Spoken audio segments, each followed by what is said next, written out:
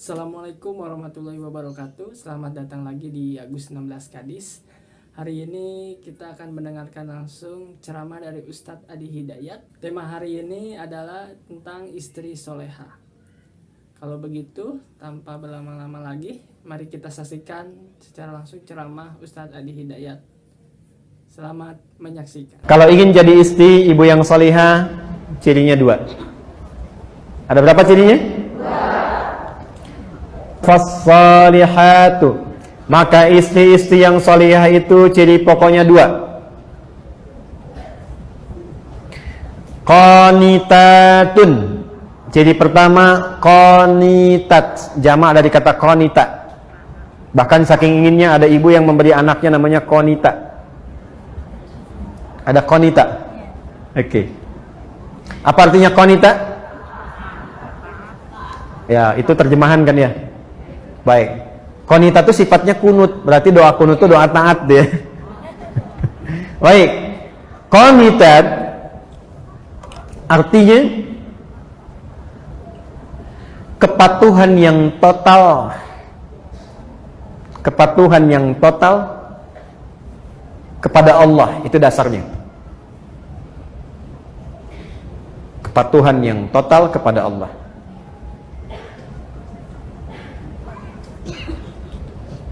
Asalnya itu. Nanti kalau dibawa ke aspek-aspek ibadah atau rumah tangga, maknanya menjadi luas. Contoh, kalau sholat, tanda patuhnya kita kepada Allah itu ditunaikan dengan khusyuk. Nah, khusyuk itu kadang disebut oleh Quran dengan qanitun, jamaknya qanitin, dari kata qanita. Contoh di Quran surah kedua Al-Baqarah ayat 238. Hafidhu ala salawati was salatil wusta wa qumu lillahi qanitin. Quran surah kedua Al-Baqarah ayat 238. Posisinya paling kanan sebelah atas di mushaf. Kalau dibawa ke rumah tangga, maksudnya begini. Kepatuhan kepada Allah dengan cara menaati suami sepanjang tidak menyalahi ketentuan Allah. Saya ulang ya, ibu jangan senyum dulu tuh. Kepatuhan kepada Allah dengan cara menaati suami sepanjang tidak menyalahi ketentuan Allah. Awas bu ya. Ini yang pokok untuk perempuan solihah nih, istri solihah. Dan kalau ibu bisa lakukan itu, dijaga sampai meninggal, itu hisabnya Masya Allah. Langsung diperintahkan oleh Allah untuk ke surga dari pintu mana saja yang dipilih. Nggak cukup dengan amin. Kita bacakan dulu hadisnya ya. Lihat sini, perhatikan. Idza shallatil mar'atu salataha, kalau ada seorang perempuan cuman sholat fardu selama hidupnya, nggak pernah sholat sunnah, nggak pernah tahajud, nggak pernah duha, nggak pernah syuruk dan sebagainya. Wa shamat shamaha, dan hanya puasa wajib saja, Ramadan saja, nggak pernah Senin Kamis, nggak pernah Ayyamul Bid. Wa ata'at zaujaha, tapi dia patuh pada suaminya, taat dalam rangka mematuhi Allah. Perhatikan. Wa hafizat farjaha, dan menjaga diri tidak selingkuh. Qila laha yaumal qiyamati, akan dikatakan kepadanya saat hisab, udkhulil jannata min haitsu syi'ti, langsung aja masuk surga dari pintu manapun yang kau kehendaki. Hadisnya sahih. Rawahu Tirmidzi, hadis riwayat Imam At-Tirmidzi, hadisnya sahih. Jadi kalau suami meminta ibu pada kebaikan, ibu taati, bukan lihat suaminya karena menaati Allah, itu nilainya tinggi di hadapan Allah, Bu. Contoh gini, Mah, pergi pengajian ya, Ustaz Fulan misalnya, bagus tuh. Insyaallah, ya siap berangkat. Itu kalimat itu nilainya tinggi di hadapan Allah. Mah berjilbab ya, insyaallah siap. Mah anak-anak masuk sekolah tahfidz aja deh, insyaallah. Itu ketika direspon tinggi nilainya. Jelas? Tapi saat memerintahkan kepada yang tidak baik, ibu boleh menolak.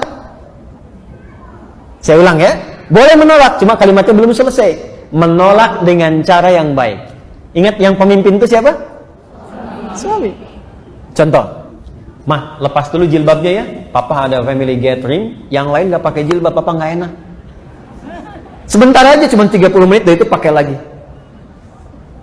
Ibu kalau jawabnya, apa? Tahu nggak Pak? Ini, itu rame tuh.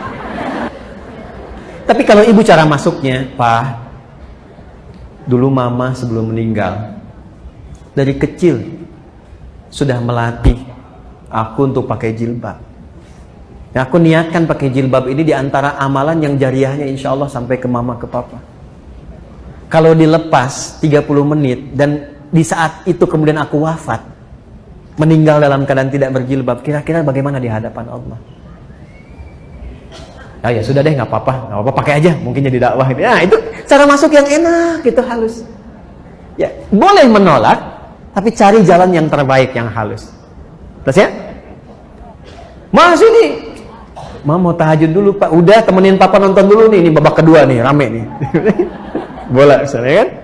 Baik, gini aja deh Pak, dalam tahajud setelah sholat, Mama doakan klubnya Papa bisa menang. Ya udah tahajud sekarang. Tahajud kan.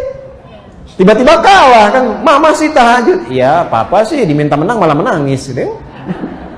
Kayaknya udah. Jelas ya? Oke. Jadi satu, taat pada suami sepanjang meminta kepada yang baik-baik. Tapi kalau sepanjang tidak baik, boleh menolak dengan cara yang apa? Baik. Yang kedua yang agak tidak mudah nih, sekarang bisa terjadi. Hafizatun lil ghaibi bima hafizallah. Istri yang salihah, dia mampu menutup, menjaga aib rumah tangga, khususnya suaminya, terutama ketika tidak sedang bersamanya, karena Allah sudah tutupi. Bima hafizallah, mampu menjaga aib rumah tangga, khususnya suaminya, terutama ketika tidak sedang bersamanya, karena Allah sudah tutupi. Ibu fokus dengan saya sebentar, tahan penanya, perhatikan baik-baik ini. Jika terjadi persoalan di rumah tangga antara suami istri, itu Allah tutup ibu, gak akan tersebar sepanjang ibu tidak membukanya, dan sepanjang suami tidak membukanya. Itu akan ditutup sampai kiamat, sampai masalah itu selesai, atau sekalipun ada yang terjadi perpisahan, tetap akan ditutup sampai kiamat terjadi, sampai pulang kepada Allah. Hisabnya hanya dia dengan Allah. Alhamdulillah, terima kasih banyak yang telah menyaksikan Agus 16 Kadis hari ini yang bertemakan istri soleha dari Ustadz Adi Hidayat, menjadi patokan untuk istri-istri yang saat ini sedang berhijrah.